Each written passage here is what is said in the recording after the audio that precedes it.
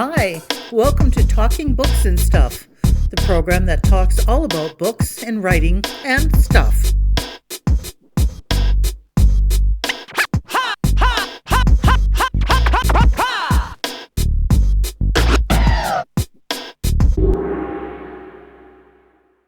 Here's your host, Dennis Rimmer. And we're back. This is Talking Books and Writing and Stuff. Today talking with author J.P. McLean from the west coast of BC, between the coast and Vancouver Island, a snug little place called Denman Island. So, J.P., how did you end up at Denman Island? We'll go to the end before we go to the beginning. Tell us about ending up on Denman Island. Oh, well, thanks for having me on, Dennis. I didn't start off here. I started off in Toronto. That's where I was born and raised. And I came out to the University of British Columbia to do my schooling. So I took a degree from the University of British Columbia, met my husband, and therefore did not go back to Toronto, much to my family's dismay.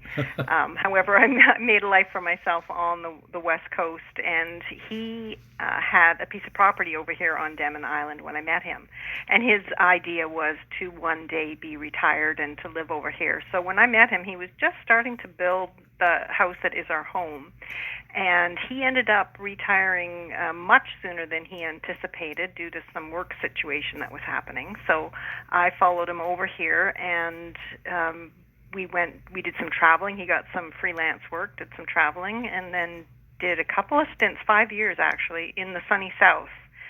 3 in Tucson and 2 in Mexico. And on the heels of that, coming back to the wet coast, as we talked about earlier, that's when I started writing. I decided to try my hand at it and found that I just loved it. So I haven't stopped since. Well, you have a degree business from the business school at UBC. Go Thunderbirds.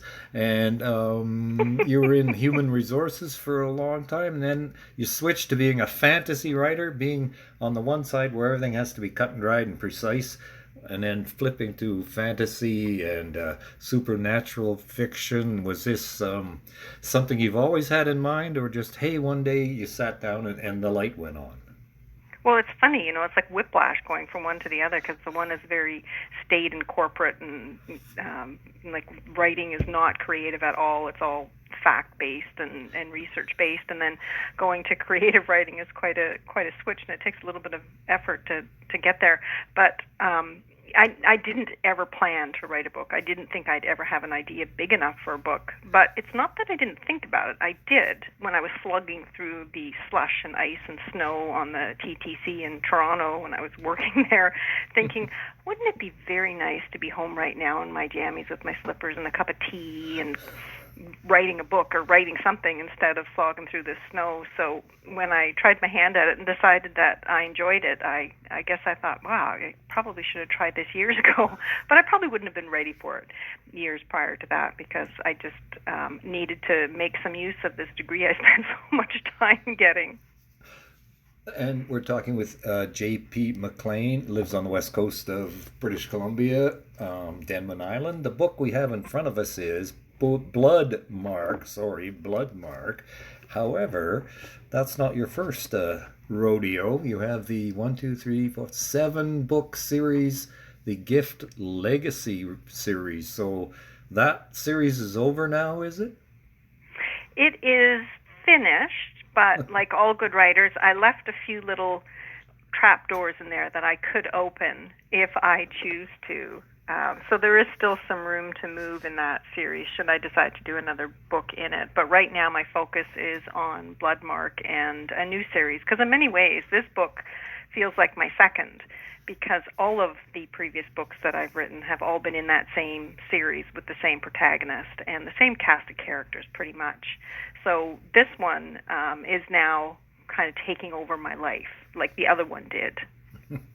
And this is Bloodmark, and you've chosen to select as a motif, I guess, for the story, a port wine stain. Jane has a rather significant port wine stain, or birthmark, as we call it. Where did you come up, or how did this idea pop into your writer brain? Well, the whole book story came to me as patchwork quilt, little bits and pieces of inspiration, and the the whole idea of the birthmark came from the initial scene from Blind Spot, if you know that American show that was on for a couple of years. I don't think it's on anymore except in reruns. But in the very opening scene of the first episode, a woman is dropped, she's in a duffel bag and she's dropped in Times Square, and they think it's a bomb, so they clear the square, and then they have a fella in bomb gear that's unzipping the zipper of the duffel bag, and out pops this woman. She unfolds from the bag, and she's tattooed from the neck down, but she doesn't remember how she got the tattoos or when. Her memory's completely gone, and that stuck with me. I really thought that was a compelling bit of storytelling, so that was my initial inspiration. And then in order to have these blood marks disappearing, I went in search of ancient civilization artifacts, just looking for something that might explain it, and found something that fit quite nicely. So like I said, just a patchwork quilt of ideas that formed this book. And Jane, who has the blood marks, we'll call them, the port wine stains pretty much everywhere, she was abandoned at birth, kind of like the story that you related to us about Blind Spots. She's abandoned at birth, left on a doorstep, as was my wife's grandmother, by the way. So really? Yeah, so that happens. Now Jane has a friend, Sadie, and then there's a guy named Rick who's entered the picture. And what I like about Blood Mark by J.P. McLean is the short chapters. I love short chapters because I'm ADHD, and so a short chapter keeps me enthralled for 2 or 3 pages, and then, whoop, got to go chase a squirrel or ride a bike. So, did you? I've actually been... Sorry, go ahead. Was that deliberate, or that's just the way the stories came out? It's just the way the story came out. I didn't want there to be a whole lot of conversation going on with Rick, because it's just a glimpse into what's going on in his life. But I did want Sadie and Jane's chapters to be quite a bit longer, because I wanted really to delve into it's their story, or it's her story. So Sadie's are the shortest, or Rick's are the shortest, Sadie's are the second shortest, and Jane's are the longest. But what I didn't anticipate was how much comment there's been on. I guess there's one of the chapters is quite small because Rick didn't have much to say. It was just one little piece that got planted in there, and that it just fit in that spot. So. Right. So that's a secret. Writers, you have to open yourself up to the universe. Is that right? To get these ideas, don't say no to them, because you never know where they're going to lead. That's true. That's true. And it was a little tricky to get the timing of it correct, because there's a little back and forth in time. And so getting the events to happen in the right order at the right time, it took a bit. I had to shuffle chapters around quite a bit before it made sense. And do you write and rewrite, or do you come to a point where you say, okay, that's it, the story stops here? I write and rewrite. I send it out to beta readers, and they give me feedback. I do it in 2 batches. First one batch, and then incorporate their feedback, and then a second batch. And then it goes to an editor, like a structural editor, who will take a look at it and give me advice on chapter placement, perhaps, or scenes that might not be doing enough work that need to go or be beefed up, characters that aren't contributing enough. And then after that editor sees it, I send it out one more time to beta readers before it goes to a copy editor. So there's a lot of back and forth after I finished writing the first complete draft. And Windstorm Press is the publisher of Blood Mark by J.P. McLean. I'm wondering, wool gathering here. Were the earlier books published by the same company? The Windstorm Press, just a full disclosure, that's my press. That's my own company. Oh, okay. They originally came out through Friesen Press, and I pulled them back after I had written the 4th book and put them out under Windstorm Press, after I figured out what I was doing. Because when I first put the books out, I had no idea what I was doing, so I hired Friesen to put them out for me. Right. A lot of people seem to be going that way. But Windstorm is your own company. Well, that's good. And you have a distributor? Yes. Well, I use Ingram Spark to distribute my books internationally and in the States. And of course, then I make sure they're on all the platforms where people can order them or buy them, like through Barnes and Noble or through the iBook stores or Chapters Indigo. So they're available everywhere. And with J.P. McLean, it's time to look at her awards. She's got the Literary Titan Book Award, the Honorable Mention from the Victoria Writers Society, and the Whistler Independent Book Awards Honorable Mention. So are you shooting for a fourth gold medal soon, or? I sure hope so.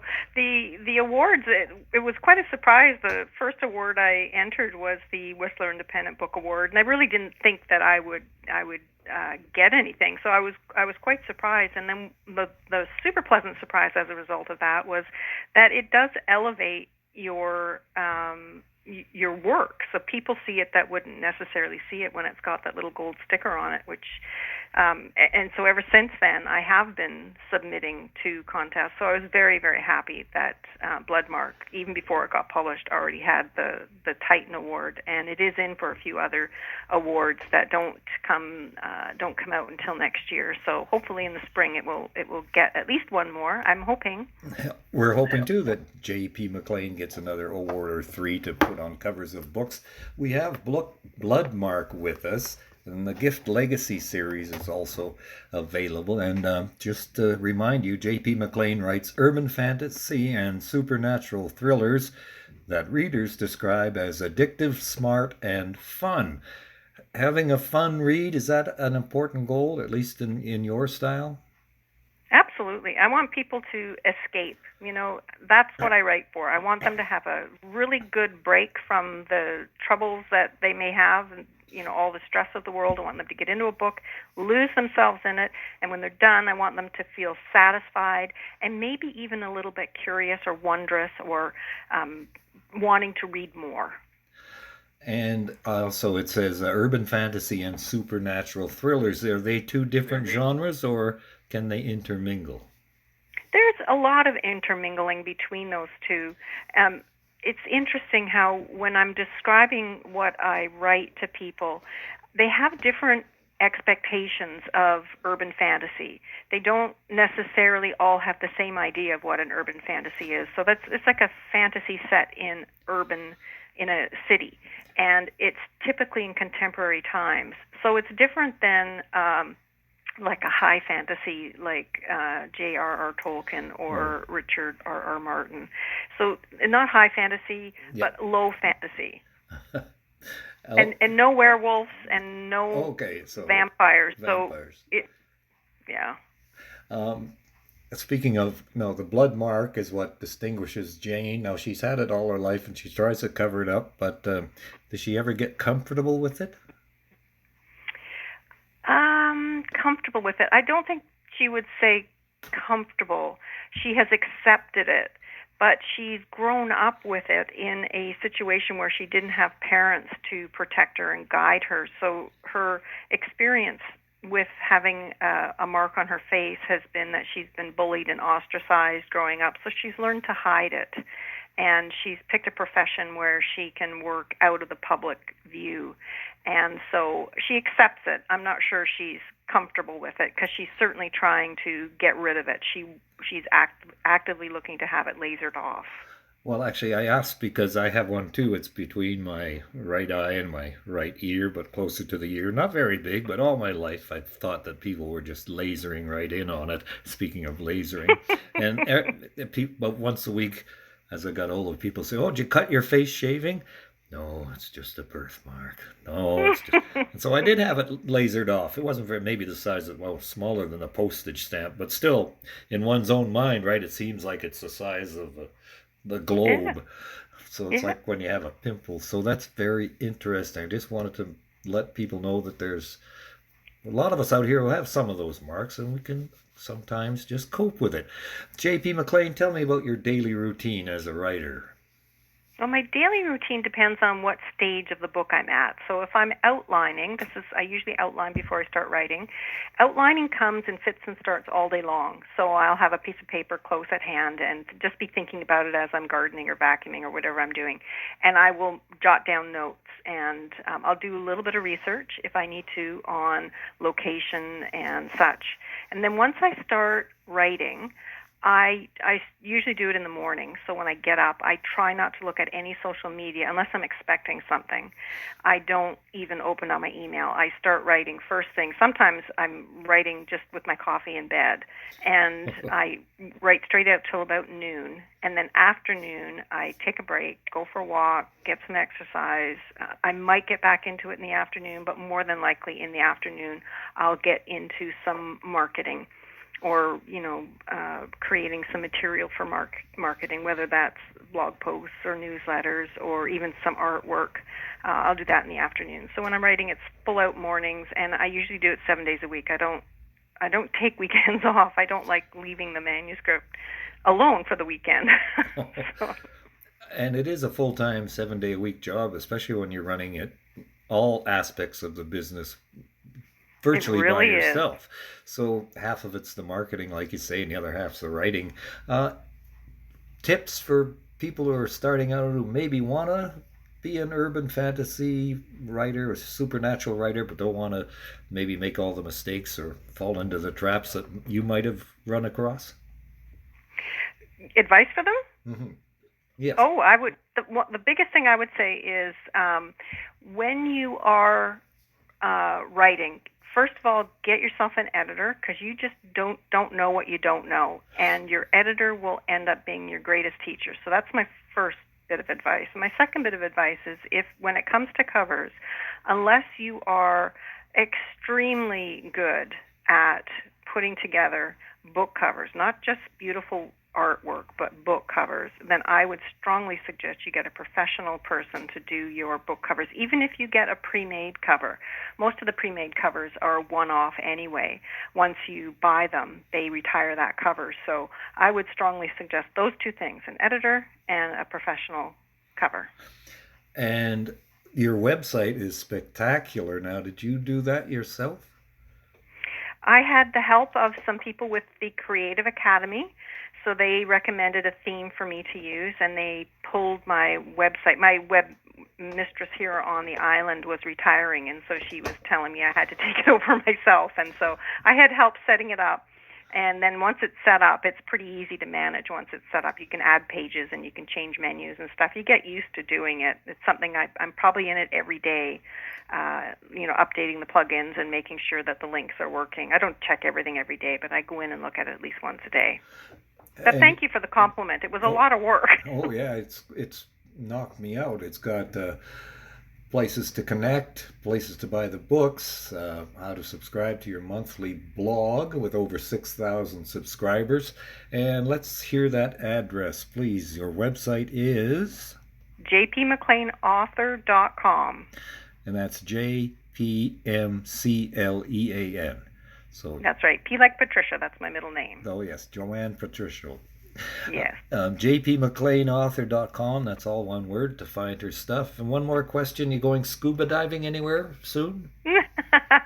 No, I don't have. We haven't been anywhere since COVID hit. So we came back from the Cayman Islands in January or February of 2019, and we haven't moved since. Okay, well, perhaps things will loosen up before we interview you next time when one of your next books comes out. Well, thank you very much. I hope so. Thank you for visiting with us today. This is Talking Books and Stuff with Dennis Rimmer. Contact him at dennis@talkingbooks.tk. Thank you, and may all the good news be yours. Oh, and don't forget to check out his book, The Great Canadian Notebook, available across Canada and at amazon.ca.